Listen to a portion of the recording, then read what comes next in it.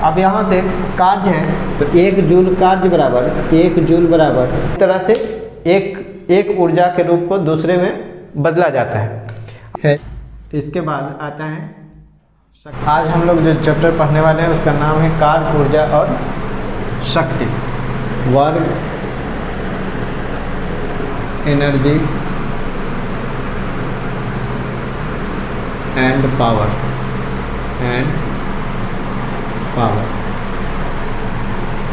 Work, energy and power. सबसे पहला जो हम लोग काम करते हैं वो काम अलग होता है, विज्ञान की भाषा में जो काम होता है वो अलग होता है। विज्ञान मानता है कि जब भी अगर किसी वस्तु पे बल लगाया जाए और जब तक वस्तु अपने जगह से नहीं हटे, विस्थापित ना हो, तब तक कोई काम नहीं हुआ ना। तो हम लोग अपने दैनिक जीवन में जो कार्य करते हैं वो कार्य और विज्ञान जिसे कार्य कहता है, दोनों में बहुत अंतर होता है। तो कार्य कहा जाता है जब भी अगर किसी वस्तु पे बल लगाया जाए और वस्तु अपने जगह से विस्थापित हो जाए, हट जाए, तब कहा जाता है कि काम हुआ है, नहीं तो काम नहीं हुआ है। जैसे अब वस्तु भी बल की दिशा में विस्थापित होनी चाहिए तभी भी कार्य होगा। अब यहाँ से कार्य बराबर होता है बल गुने विस्थापन।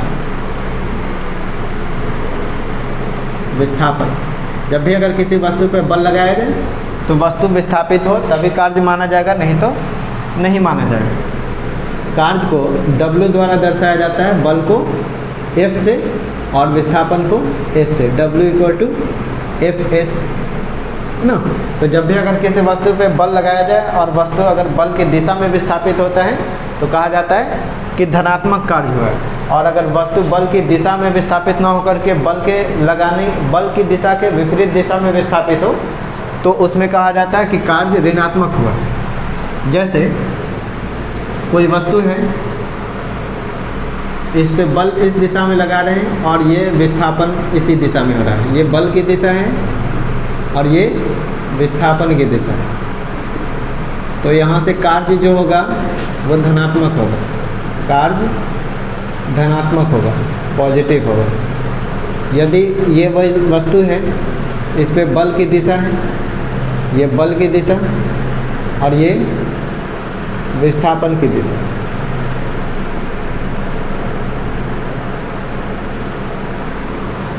तो इस स्थिति में कार्य का मान 0 हो जाएगा, 0।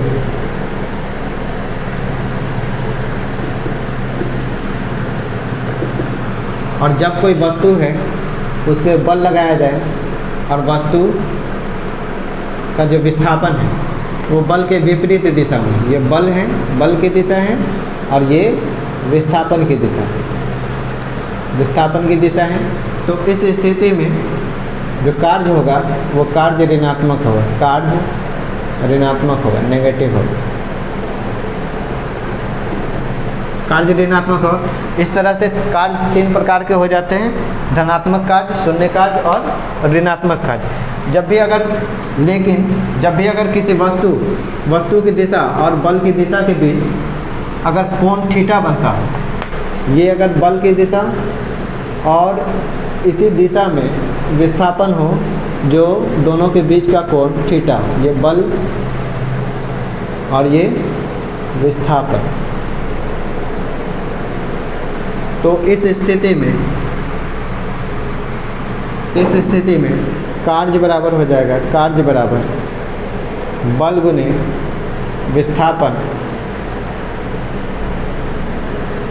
गुने cos थीटा, या W = Fs cos theta. Okay. अब कार्य का मात्रक होता है तो कार्य का मात्रक जूल होता है। ये कार्य का ऐसा ही मात्रक जूल होता है, जूल। इसको J से डिनोट किया जाता है, जूल। अब यहाँ से कार्य है तो 1 जूल कार्य बराबर 1 जूल बराबर 1 न्यूटन गुने 1 मीटर।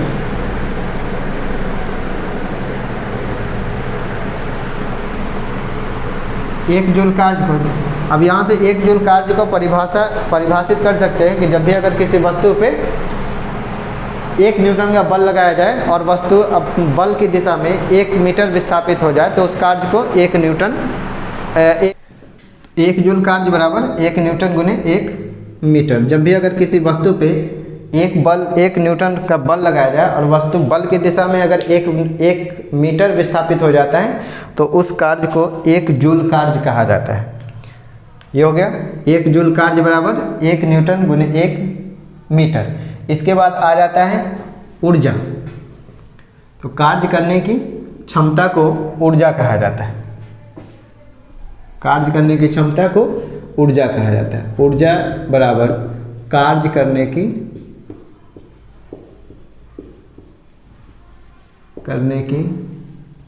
क्षमता।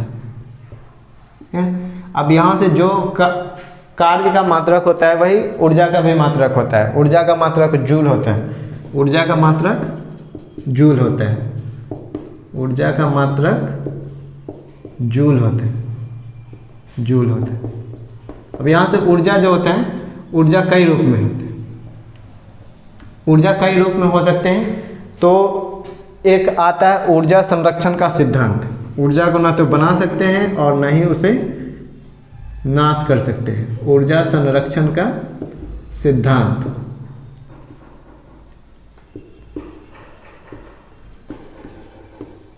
यह सिद्धांत कहता है कि ऊर्जा को ना तो बनाया जा सकता है न ही उसका नाश किया जा सकता है। Energy neither be created nor be destroyed, it can be change into one form to another form. ये एक रूप से दूसरे रूप में बदला जा सकता है।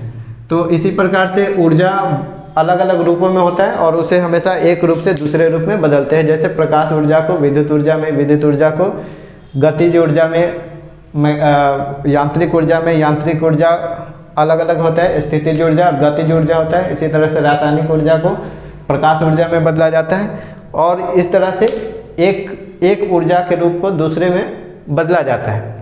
अब यहाँ से भौतिकी में हम लोग जो पढ़ेंगे वो यांत्रिक ऊर्जा के बारे में पढ़ेंगे। यांत्रिक ऊर्जा, इसे मैकेनिकल एनर्जी कहा जाता है। Mechanical energy. ये मैकेनिकल एनर्जी 2 प्रकार के ऊर्जा का जोड़ होता है।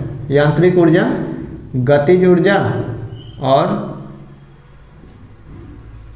स्थितिज ऊर्जा। स्थितिज ऊर्जा, ये दोनों के जोड़ को यांत्रिक ऊर्जा कहा जाता है। यांत्रिक ऊर्जा। गतिज ऊर्जा को काइनेटिक एनर्जी, काइनेटिक एनर्जी और स्थितिज ऊर्जा को पोटेंशियल एनर्जी। ये दोनों मिलकर के बनाता है मैकेनिकल एनर्जी।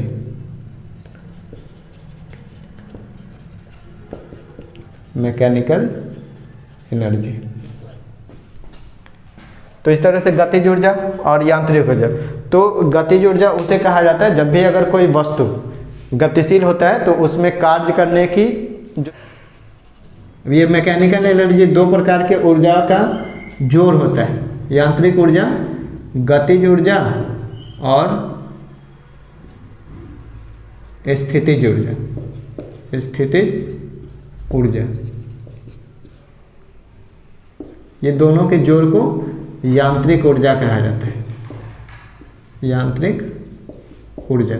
गतिज ऊर्जा को काइनेटिक एनर्जी, काइनेटिक एनर्जी और स्थितिज ऊर्जा को पोटेंशियल एनर्जी। ये दोनों मिलकर के बनाता है मैकेनिकल एनर्जी।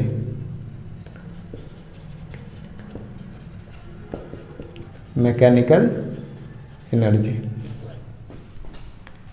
तो इस तरह से गतिज ऊर्जा और यांत्रिक ऊर्जा। तो गतिज ऊर्जा उसे कहा जाता है जब भी अगर कोई वस्तु गतिशील होता है तो उसमें कार्य करने की जो क्षमता होती है उसे गतिज ऊर्जा कहा जाता है। और किसी वस्तु की स्थिति के कारण जो उसमें ऊर्जा उत्पन्न होती है उसे स्थितिज ऊर्जा कहा जाता है। जैसे अगर किसी रबर को अगर स्ट्रेच कर दिया जाए, खींच दिया जाए, तो उसमें कार्य करने की क्षमता ज़्यादा बढ़ जाती है, तो उसे स्थितिज ऊर्जा कहा जाता है। और जब भी जैसे स्प्रिंग होता है, तो लोहे के रड को अगर स्प्रिंग के रूप में अगर बदल दिया जाए तो उसमें फिर कार्य करने की क्षमता ज़्यादा आ जाती है। तो उसकी स्थिति के कारण, उसके रूप में परिवर्तन के कारण जो ऊर्जा आता है, वस्तु के रूप में परिवर्तन के कारण जो ऊर्जा आता है उसे स्थितिज ऊर्जा कहा जाता है। और वस्तु की गति के कारण जो उसमें ऊर्जा आता है उसे गतिज ऊर्जा कहा जाता है। गतिज ऊर्जा, यदि कोई वस्तु है जिसका mass equal to m, velocity equal to v, तो इसका काइनेटिक एनर्जी गतिज ऊर्जा हो जाता है 12 mv², गतिज ऊर्जा। और जब भी अगर कोई वस्तु की स्थिति के कारण जो ऊर्जा हो जाता है, या अगर कोई वस्तु है जिसका भार, द्रव्यमान, मास m है और वो पृथ्वी की सतह से h ऊंचाई पर, हाइट h, तो उसका स्थितिज ऊर्जा potential energy Pe equal to potential energy होता है mgh, जहाँ m equal to mass of object, g equal to acceleration due to gravity,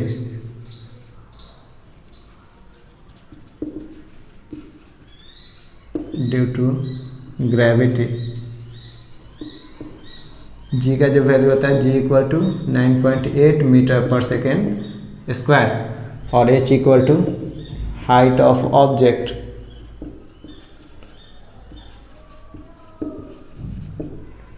from earth surface.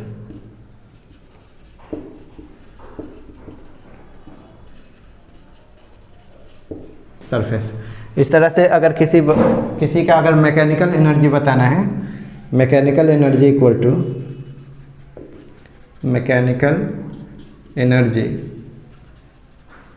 To mgh plus 12 mv²।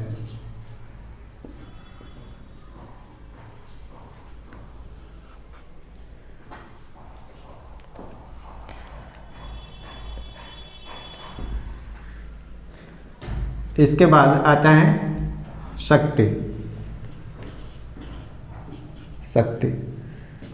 Power. तो जब भी अगर कोई वस्तु या कोई इलेक्ट्रॉनिक सामान 1 सेकेंड में जितना ऊर्जा खपत करती है या जितना कार्य करने की उसकी क्षमता होती है, उसे शक्ति कहा जाता है। कार्य करने की क्षमता को शक्ति कहा जाता है।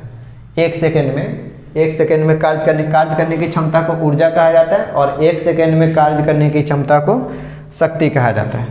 शक्ति बराबर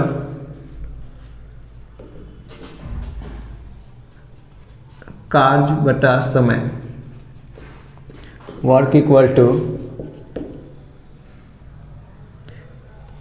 power equal to work by time. अब यहाँ से शक्ति का जो एसआई यूनिट होता है, एसआई मात्रक, शक्ति का power POR, power equal to work by time, work का जूल बाय सेकेंड। तो पावर का P equal to joule by second.